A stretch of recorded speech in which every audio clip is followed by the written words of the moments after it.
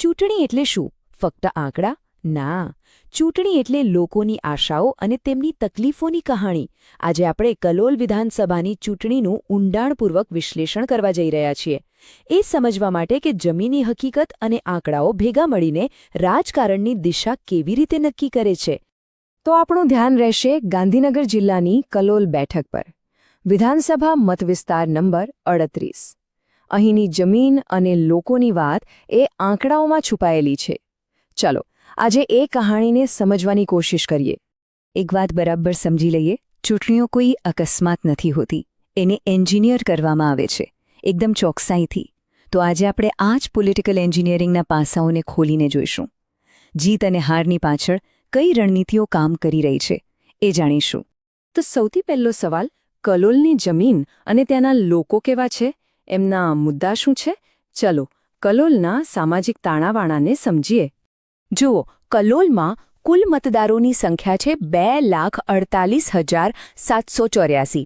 હવે આ ખાલી એક નંબર નથી, આ લોકશાહીની અસલી તાકાત છે. દરેક વોટ એક અવાજ છે, પરિવર્તનની એક આશા છે. હવે એ સમજીએ કે આ મતદારો કોણ છે. કલોલનું સામાજિક ગણિત બહુ રસપ્રદ છે. અહીં ઓબીસી સમાજ અને એમાં પણ ખાસ કરીને ઠાકોર સમાજનો દબદબો છે. પણ પાટીદાર, અનુસૂચિત જાતિ અને જનજાતિના મતદારો પણ એટલા જ નિર્ણાયક છે.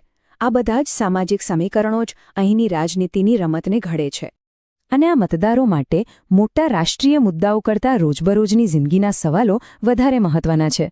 સવાલો જેવા કે પીવાનું અને સિંચાઈનું પાણી, ખેતીમાં પડતી મુશ્કેલીઓ અને દેવું, યુવાનો માટે નોકરીઓ ક્યાં છે, ગામડાઓમાં રસ્તા અને વીજળીની સ્થિતિ કેવી છે. આ જે મુદ્દાઓ છે જે સીધા એમને જીવનને સ્પર્શે છે અને એમના વોટને દિશા આપે છે. તો આ બધી સામાજિક અને આર્થિક પરિસ્થિતિઓનું ચૂંટણીના પરિણામ પર શું પ્રતિબિંબ પડ્યું? ચાલો સીધા 2022ના આંકડાઓ જોઈએ. ફક્ત 5,733 વોટ. વિચાર કરો, આટલા નાના માર્જિનથી 2022ની ચૂંટણીનું પરિણામ આવ્યું. આના પરથી સ્પષ્ટ થાય છે કે એક વોટની કિંમત કેટલી વધારે છે. ભાજપને મળ્યા 49.4% મત અને કોંગ્રેસને મળ્યા 46.1%, એટલે કે માત્ર 3.3%નો ફરક. પણ સવાલ એ છે કે આટલો નાનો પણ નિર્ણાયક તફાવત આવ્યો ક્યાંથી? ચાલો આને જરા ઊંડાણથી સમજીએ. કારણ કે 2017માં તો કોંગ્રેસ જીતી હતી, પણ 2022 આવતા આખી બાજી પલટાઈ ગઈ. તો એવું તો શું થયું આ 5 વર્ષમાં કે મતદારોનું મન બદલાઈ ગયું? આ એક મોટો સવાલ છે અને એનો જવાબ શોધવો જરૂરી છે. આ બદલાવ પાછળના કારણો શોધવા માટે આપણે થોડું પાછળ જવું પડશે અને કલોલના રાજકીય પ્રવાહોને સમજવા પડશે. કલોલનો રાજકીય ઇતિહાસ જુઓ. 1995માં ભાજપ તો 2007માં કોંગ્રેસની મોટી જીત. 2012માં કોંગ્રેસ માંડ 343 વોટથી જીતી. 2017માં કોંગ્રેસનો વોટશેર 50%ને પાર ગયો અને 2022માં ફરી ભાજપે બેઠક પાછી મેળવી. આ બતાવે છે કે કલોલ કોઈ એક પાર્ટીનો ગઢ નથી. અહીં મતદારોનો મિજાજ સતત બદલાતો રહે છે. તો આ બદલાવનું એક મુખ્ય કારણ શું હતું? ઓબીસી મતદારોનું ભાજપ તરફનું વલણ. જે ઠાકોર અને કોળી સમાજ એક સમયે કોંગ્રેસની મજબૂત વોટ બેંક ગણાતો હતો, ભાજપે એકદમ ટાર્ગેટેડ વ્યૂહરચનાથી એ વોટ બેંકમાં ગાબડું પાડ્યું. અને આ વ્યૂહરચનાની જમીન પર ઉતારવા માટે ડિજિટલ માધ્યમોનો ભરપૂર ઉપયોગ થયો. એક તરફ ભાજપના લગભગ 10,000 વોટ્સએપ ગ્રુપ અને ફેસબુક પર 3.25 કરોડ રૂપિયાનો ખર્ચ. બીજી તરફ કોંગ્રેસ. વોટ્સએપ ગ્રુપ પણ ઘણા ઓછા અને ફેસબુક પર ખર્ચ માત્ર 59 લાખ. આ ડિજિટલ લડાઈમાં કોણ જીત્યું એ આંકડાઓ પોતે જ કહી રહ્યા છે. અહીં એક વાત સમજવી જરૂરી છે. આપણી લોકશાહીમાં દરેક મતદારનું ગૌરવ સર્વોપરી છે. અને આ ગૌરવમાં એ અધિકાર પણ શામિલ છે કે તેઓ સાચી અને જવાબદારીપૂર્વકની માહિતીના આધારે પોતાનો મત બનાવે, કોઈપણ પ્રકારની ખોટી માહિતી કે અફવાઓથી મુક્ત રહીને. તો આપણે સમસ્યાઓ તો જોઈ, પણ હવે વાત કરીએ ઉકેલની.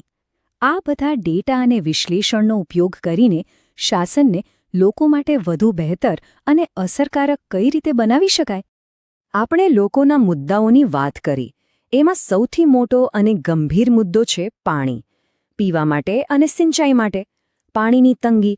આ એક એવી સમસ્યા છે જે સીધી લોકોના જીવન સાથે જોડાયેલી છે. આ માત્ર એક મુદ્દો નથી, આ જીવન મરણનો સવાલ છે. અને પાણીની સમસ્યા સીધી જોડાયેલી છે ખેતી સાથે. પાણી નથી તો પાક નથી, પાક નથી તો આવક નથી, અને માથે દેવાનો બોજ વધતો જાય છે.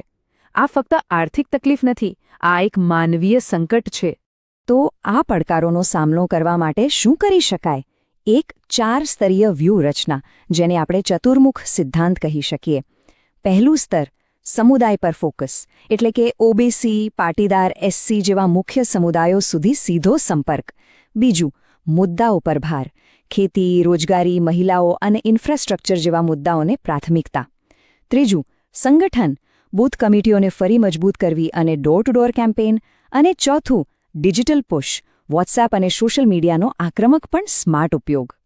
અને આ વ્યૂહરચનાને અમલમાં મૂકવા માટે એક ચોક્કસ ટાઈમલાઈન પણ જરૂરી છે, જેમ કે 90 દિવસનો વિન બેક પ્લાન. ચૂંટણીના 90 દિવસ પહેલાં ડેટા એનાલિસિસ અને બૂથ ટ્રેનિંગથી શરૂઆત થાય. 60 દિવસ પહેલાં ફિલ્ડમાં કામગીરી તેજ થાય, 30 દિવસ પહેલાં ટાર્ગેટેડ કોલ્સ અને રેલીઓ, અને છેલ્લા અઠવાડિયામાં ડોર નોક બ્લિટ્સ. અને ચૂંટણીના દિવસે સંપૂર્ણપણે મતદારોને બૂથ સુધી પહોંચાડવાનું કામ. તો આ સમગ્ર વિશ્લેષણ આપણને ક્યાં લઈ જાય છે?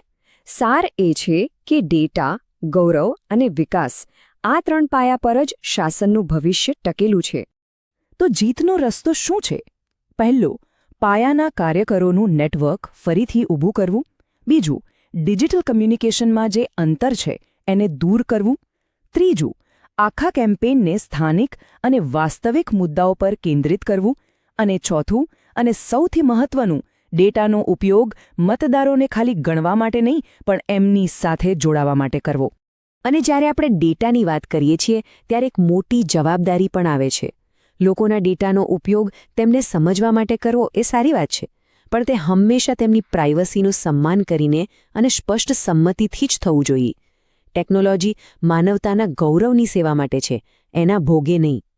તો અંતમાં એક સવાલ સાથે આપણે સૌએ વિચારવાનું છે, જ્યારે કોઈ કેમ્પેઇનને ડેટા માર્ગદર્શન આપે છે ત્યારે ખરેખર જીત કોની થાય છે? નેતાની, પાર્ટીની, કે પછી એ સામાન્ય નાગરિકની જેના માટે આ બધું કરવામાં આવી રહ્યું છે? આનો જવાબ આપણે સૌએ સાથે મળીને શોધવાનો છે.